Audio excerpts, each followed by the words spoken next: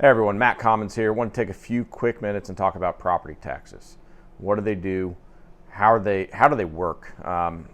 And so I was at a legislative lunch on Friday, and I heard a lot of concern in the room about property taxes from some individuals, not everyone.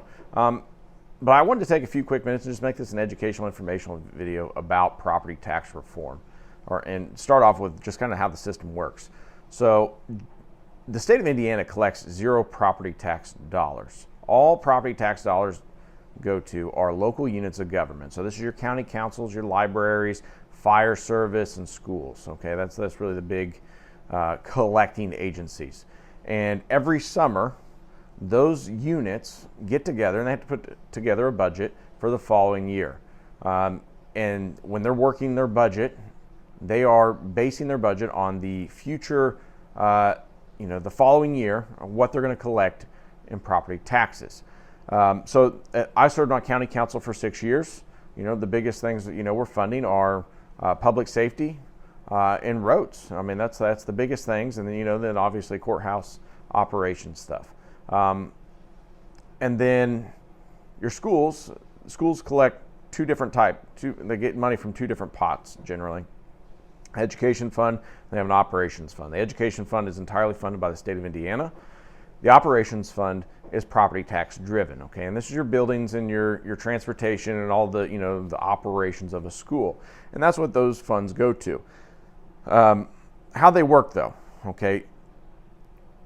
If you're a homeowner, your home has a value.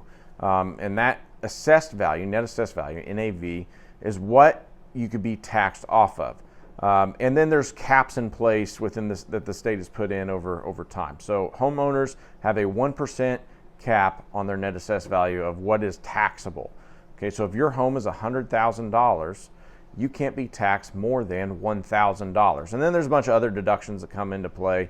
And you'll usually hear like a balloon reference of if you shift the burden from one, it just pushes that tax burden somewhere else. So anytime we mess with property taxes, we've got to be really careful if we drop it for one, but what's the unintended consequence somewhere else?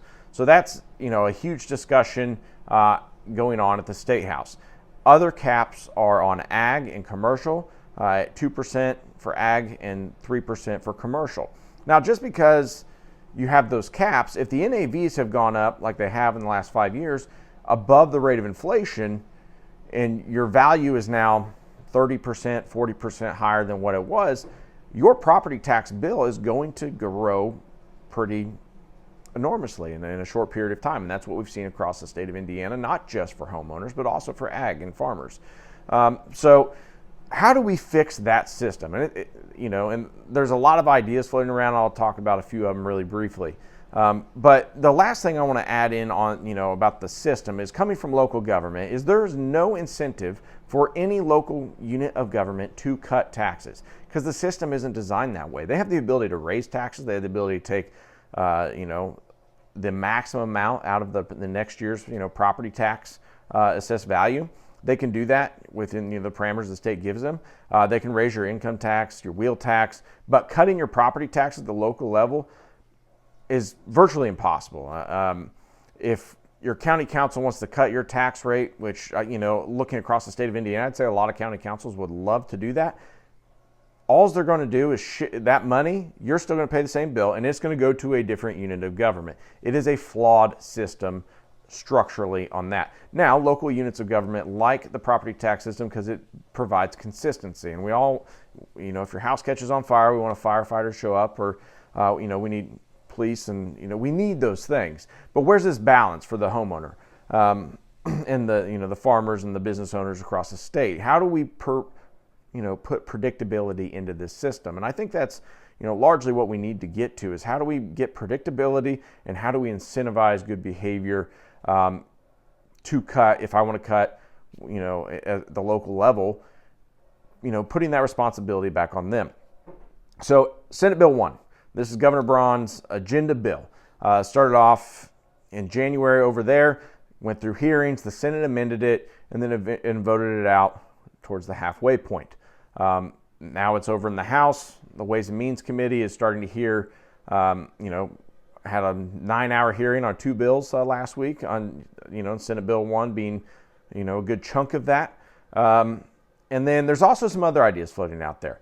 So other ideas, Chairman Thompson has House Bill 1402, which does have a lot of the things that I just referenced as far as how do we incentivize good behavior at the local level. I encourage you to take a look at that. And there's also other ideas floating around with, capping it for seniors, more caps for disabled veterans. And so those already exist, okay? The discussion is how do we increase those, but if you increase those, where's that burden shift in the long run? So that's the things we need to think about. And there's another idea out there Representative J.D. Prescott has to completely eliminate the property tax system and replace it with a tax on services. So there's a lot of ideas floating around. I'm not going to make any direct comment on my personal opinion on taxes. The 2 biggest things I think we can do is cap the net assessed values. So you, the homeowner, when you buy your home and then 10 years down the road, you can forecast the general increase in property taxes that you're going to have to pay, because salaries for police officers are going to go up. Fire trucks don't get any cheaper. Ambulances don't get any cheaper. So local units of government still have to operate, but if we put in a net assessed value cap, that builds in predictability for the homeowner, and also you can have that predictability in the budget forecast as well. And then there's still other levers in the local income tax and the other things that units of government, if you vote in those officials, they can go in and still use those tools, okay? But the homeowner and the farmers and business owners would have some predictability with that. But also, if your local units of government want to cut your taxes, you, the ratepayer, should see a decrease. It should not just automatically get shifted to another unit of government. So those are the biggest things I think we can add into this system, and get it to where there's still predictability for everybody, but relieve some of that burden that we've seen in the last 5 years. Thanks for taking time to watch. Please comment below. This is a longer video, but definitely comment. If you're really passionate about something, I encourage you to, write your representative, go testify, be engaged in the process. And thanks for taking the time to watch.